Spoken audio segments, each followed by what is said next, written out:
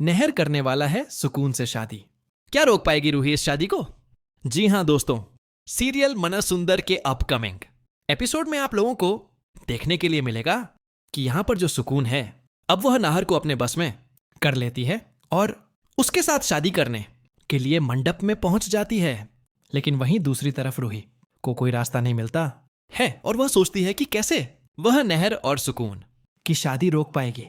तभी देखने के लिए मिलता है कि यहां पर बजरंगबली का इशारा रूही को मिलता है और रूही समझ जाती है कि बजरंगबली उससे क्या कहना चाहते हैं।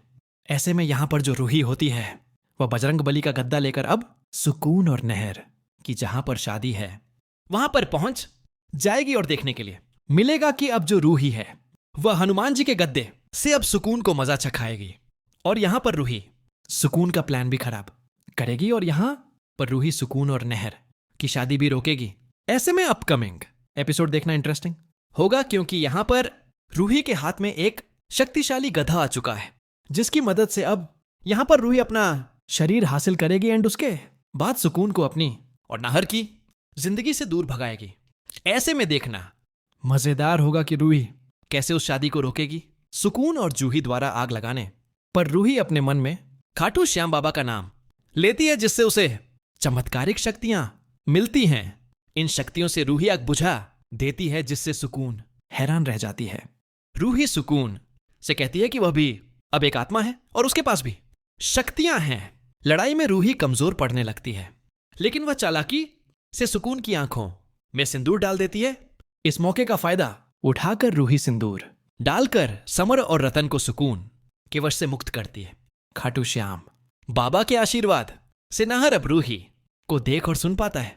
जब सुकून की आंखों की जलन शांत होती है तो रूही सुकून को मोक्ष का रास्ता अपनाने की सलाह देती है लेकिन सुकून गुस्से में आ जाती है और कसम खाती है कि अगर वह नाहर को अपना नहीं बना पाई तो वह रूही को भी नाहर का नहीं होने देगी और उसके शरीर को जला देगी।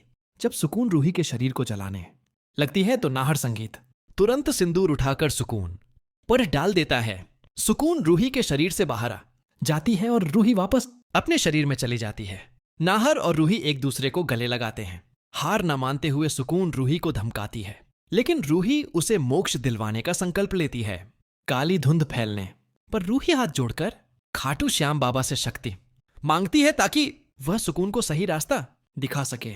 रूही सुकून के दर्द, अकेलेपन और धोखे को समझते हुए कहती है कि किसी का जीवन बर्बाद करके शांति नहीं मिलेगी।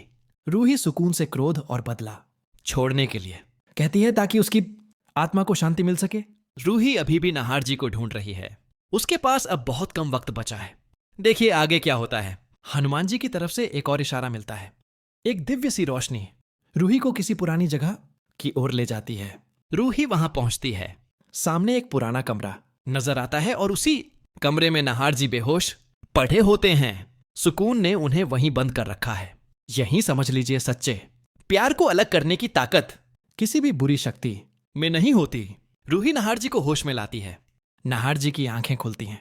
दोनों एक दूसरे को देखते हैं। रूही कहती है कि उन्हें फौरन घर लौटना होगा क्योंकि सुकून